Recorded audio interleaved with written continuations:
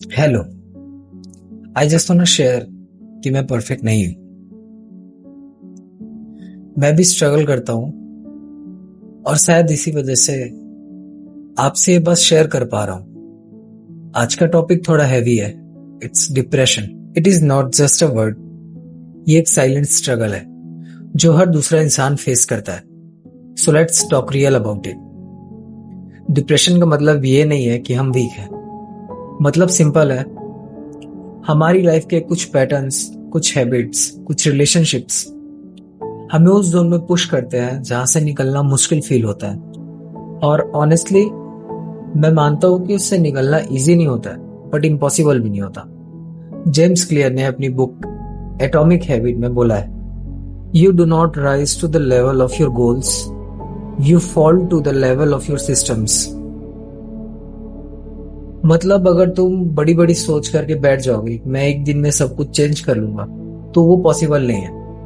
लेकिन अगर तुम छोटी छोटी चीजों को, छोटी हैबिट्स को चेंज करोगे तो धीरे धीरे तुम्हारा पूरा आउटकम चेंज हो सकता है।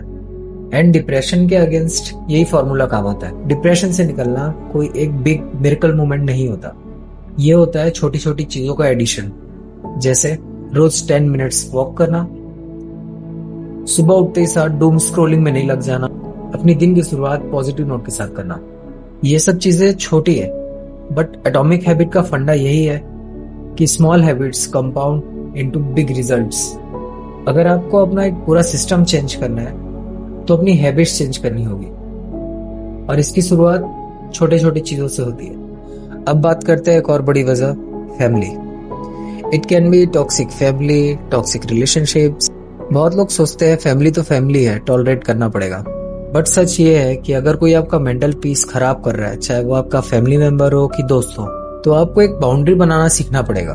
मैंने एक बुक पढ़ी थी, द पावर ऑफ नाउ। इसमें यह बताया गया कि जब हम उन्हीं पुरानी बातों को बार बार दिमाग में रिपीट करते हैं तो वो दुख और बड़ा हो जाता है।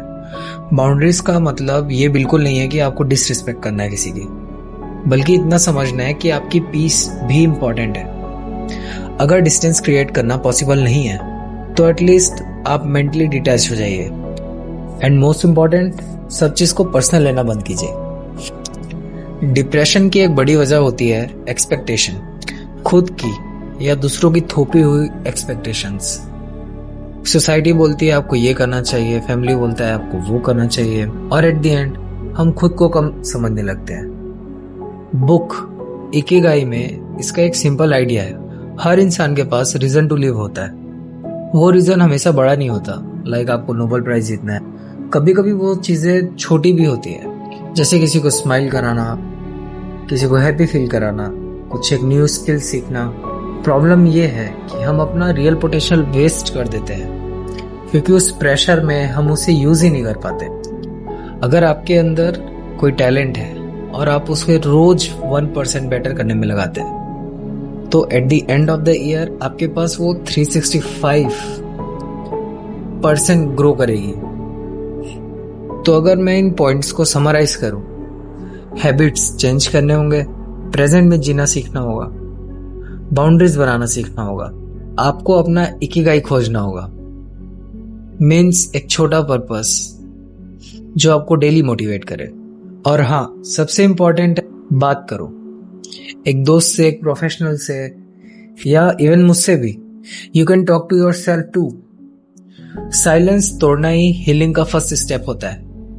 मुझे पता है कि मैं कोई एक परफेक्ट इंसान नहीं हूं, मैं भी स्ट्रगल करता हूं, और शायद इसीलिए मैं ये वीडियो भी बना रहा हूं, क्योंकि मैं चाहता हूं कि मैं भी ग्रो करूं और मेरे साथ आप लोग भी ग्रो करें। और अगर आप मेरी इस जर्नी में मेरे साथ हो तो कमेंट सेक्शन में आप अपनी एक हैबिट लिखना जिसे आप चेंज करना चाहते हो, and let's build together. Thank you.